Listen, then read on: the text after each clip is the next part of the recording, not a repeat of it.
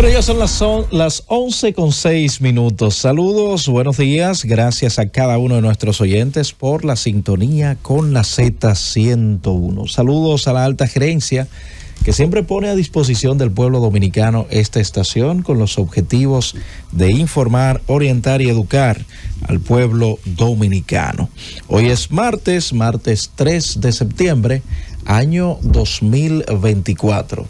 Aquí estamos en la receta médica de la Z. Los buenos días a la doctora Jocelyn Sánchez Parra. Muy buenos días a todo el país.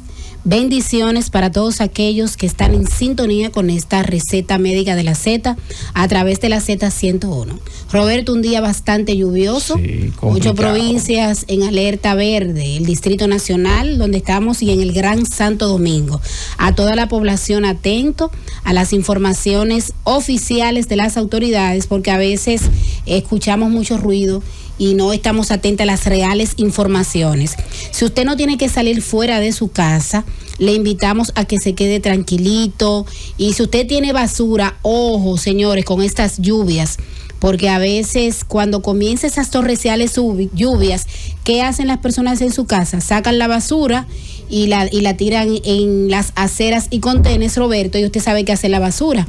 Tapa los invernales. Entonces, en esta parte nosotros tenemos que educarnos. Usted la pone en una funda bien tapada y bien amarrada, pero que no la saque durante las fuertes lluvias. Y tener también muchas medidas de higiene, señores.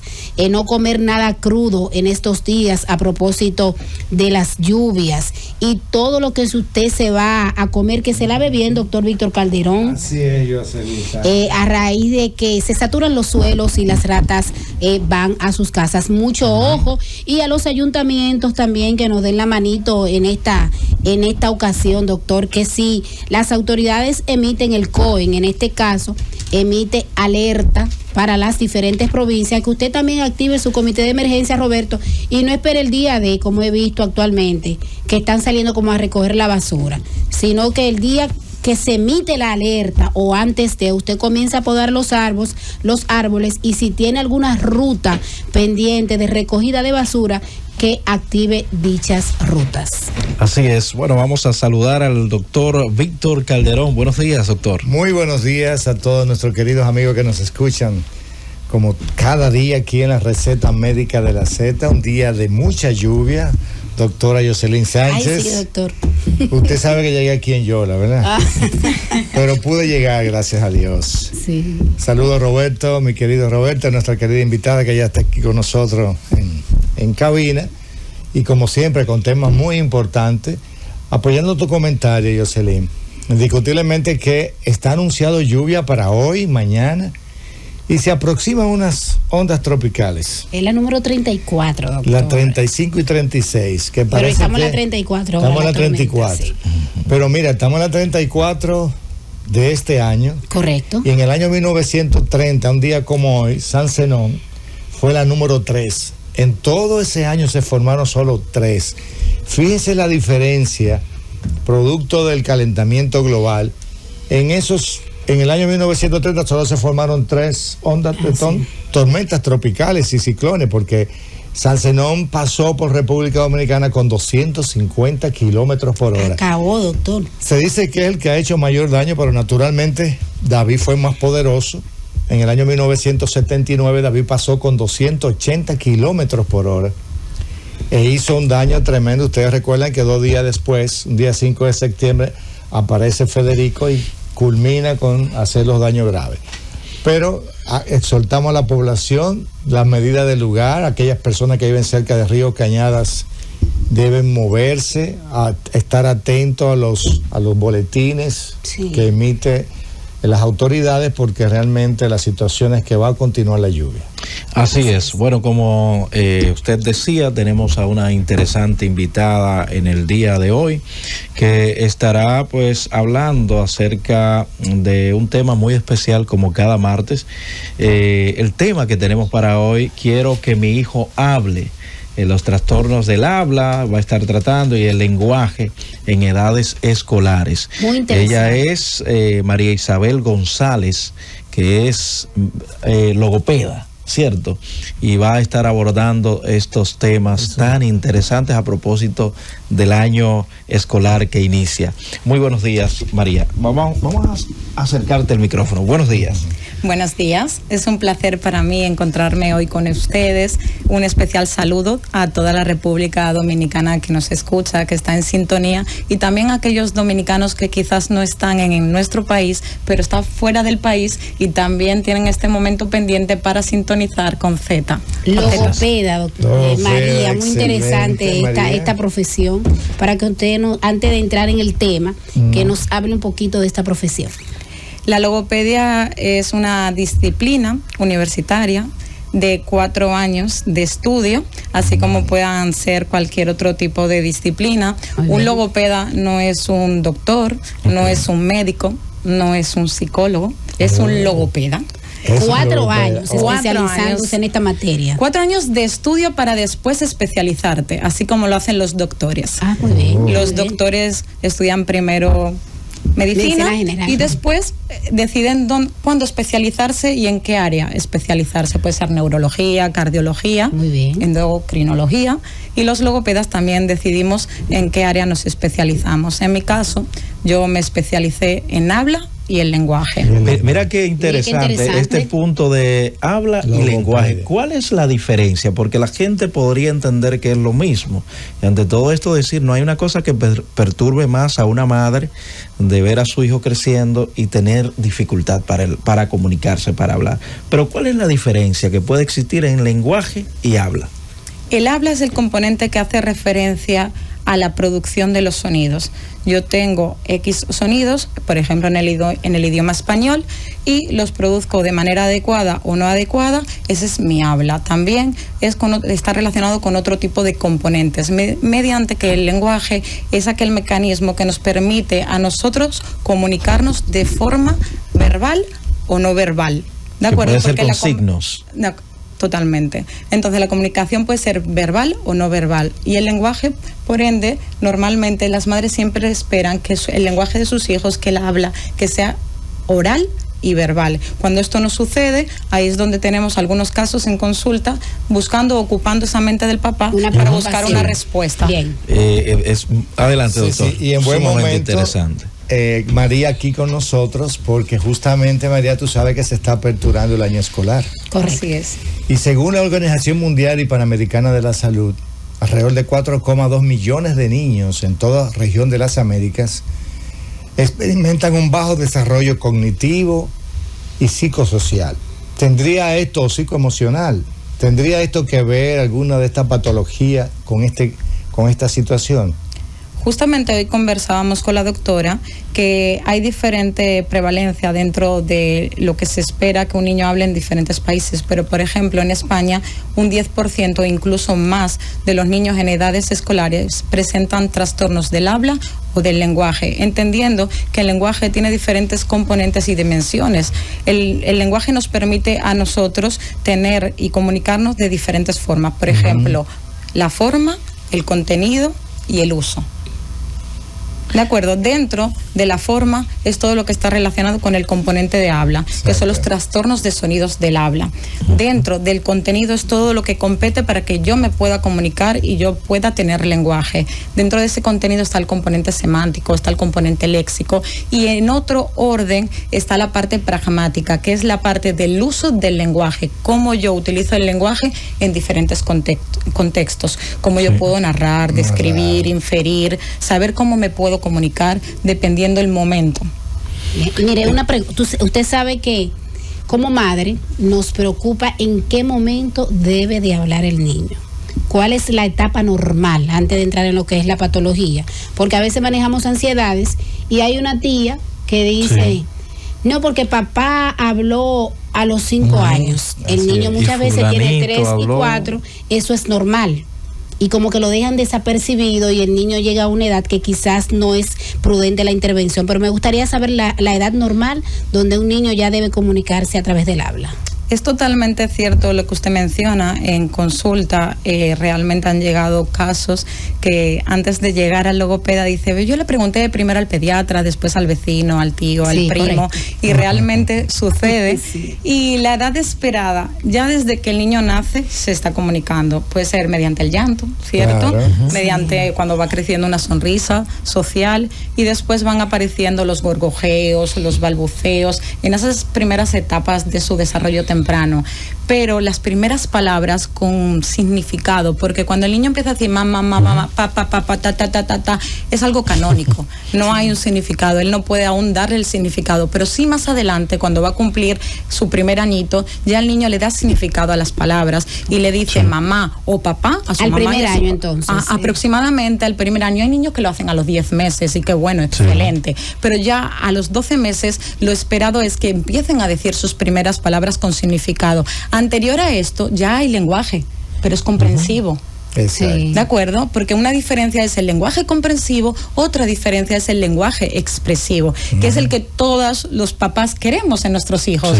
Y que bueno, pero antes de que llegue el lenguaje expresivo está el comprensivo. Y no obstante, para que este lenguaje comprensivo llegue, no hay funciones ejecutivas, hay prerequisitos para el lenguaje para que se dé el expresivo. Atención, concentración, imitación, memoria, percepción. Entonces, si todo esto no es adecuado, el lenguaje expresivo que usted espera en su hijo va a tomar tiempo, porque primero hay que trabajar estos prerequisitos para el habla y para el lenguaje, y después trabajamos el componente expresivo. Pero para que mi hijo exprese, mi hijo debe de comprender.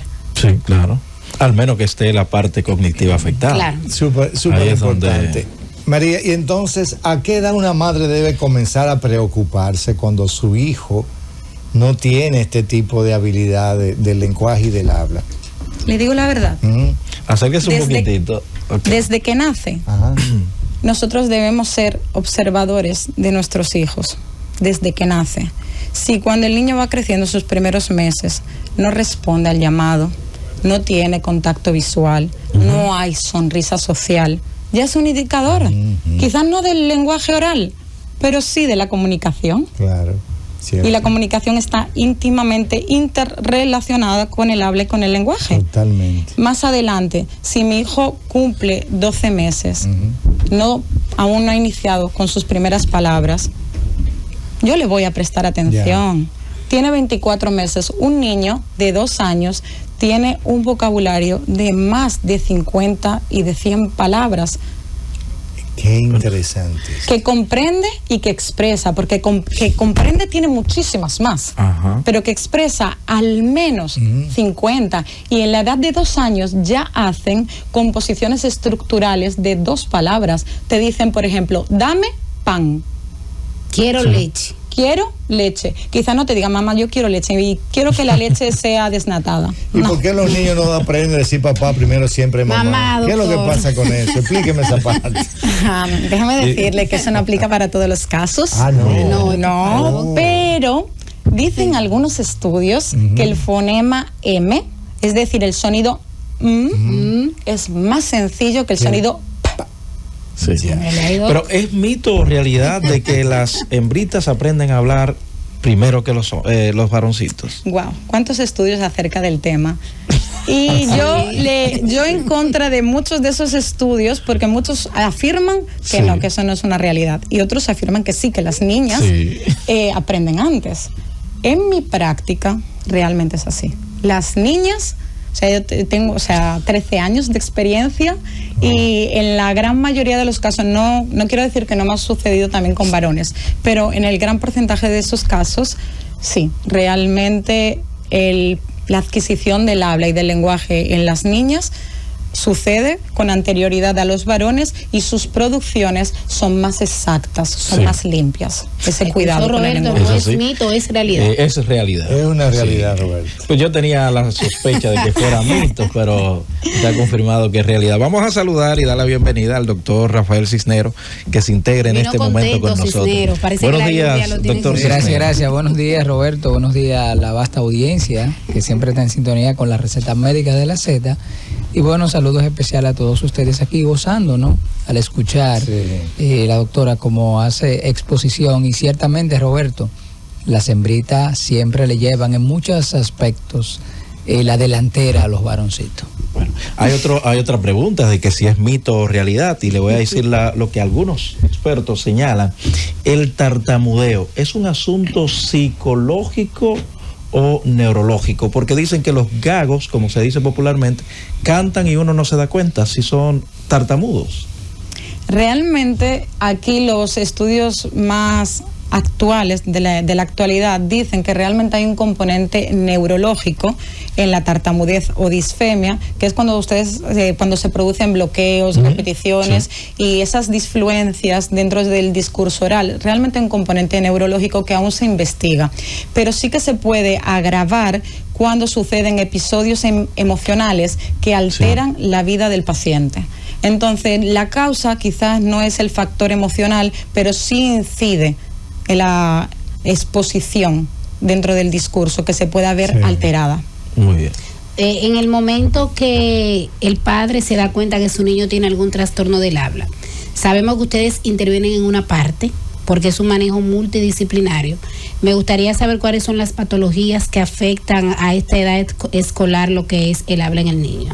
Asimismo, como usted menciona, hay en algunos casos que el componente que amerita la intervención sí debe ser multidisciplinario, porque el niño precisa de ayudas de otras disciplinas, pero en algunos casos no, porque hay trastornos del habla y del lenguaje que únicamente por la condición del trastorno le competen al logopeda. Le pongo un ejemplo. Llega un niño a consulta que con un nivel cognitivo acorde a la edad, buen coeficiente intelectual, buen desempeño en todas las áreas, pero de repente no pronuncia la R y tiene 6 años. Y no pronuncia el sonido R fuerte, porque la R como letra tiene 2 sonidos, uno suave y uno fuerte. ¿Qué ocurre? Ese paciente que llega únicamente le corresponde al logopeda, porque no está presentando ningún otro tipo de alteración que amerite la derivación a otros profesionales.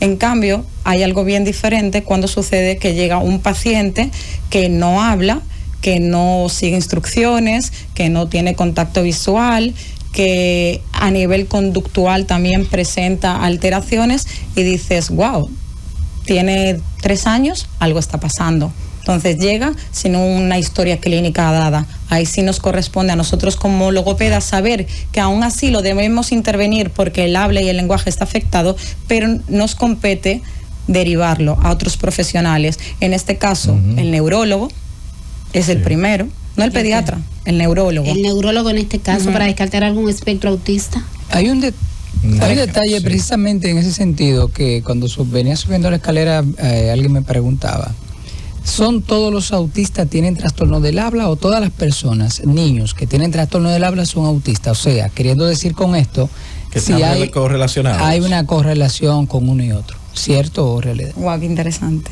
No todos los niños que tienen trastornos del habla y del lenguaje son autistas. Claro. Ahora víremela otra vez.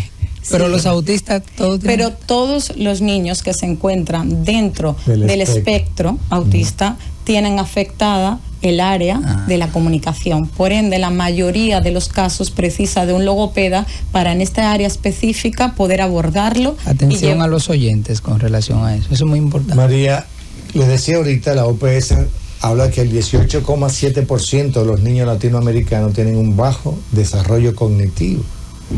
Y me pregunto, entre 3 y 4 años. Pero habla de niños de bajos recursos y medianos recursos.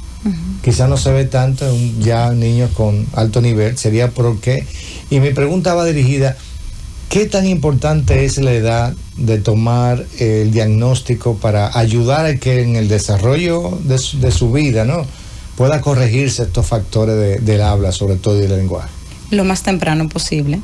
El diagnóstico, o sea, si usted aprecia que hay una alteración, cuando hablamos de una alteración o de un trastorno, no hablamos de una enfermedad, porque la enfermedad tiene cura y el trastorno es simplemente una alteración en cuanto a los parámetros que se esperan a la edad, ¿cierto? Si uno ya tiene como en su sentir de madre, en su sentir de profesional, que algo no marcha bien, debe hacerse de la forma más temprana posible, porque el pronóstico siempre va a ser más favorable. Y tú sabes si nosotros, por ejemplo, en nuestras escuelas y colegios tenemos profesores que tienen la capacidad no solamente para que ya con el diagnóstico tratar a esos niños, o esos niños deben de ir a lugares especiales. Realmente el profesional que debe tratar estos casos es el logopeda. Ahora, sí es conveniente que dentro de nuestras escuelas, dentro de nuestros colegios, los profesores estén capacitados para identificar los casos que ameritan la derivación al profesional oportuno. Muy bien. De seguro, como ustedes trabajan, hacen su historia clínica y todo lo demás, el habla está muy relacionada con la parte auditiva. Algunos niños de esto lo que presentan realmente son dificultades para escuchar. Es conveniente descartar estas dificultades para escuchar, por eso siempre es conveniente venir con la evaluación de un otorrino. Okay. Una prueba audiométrica, una timpanometría, una diometría. Sí. De acuerdo a los estudios que usted hace referencia con relación a este tipo de trastorno, ¿ha habido algún trastorno eléctrico en el área del habla a nivel central, en los pacientes que presentan algún retraso? El área del Broca. Ajá, y que representa algún retraso.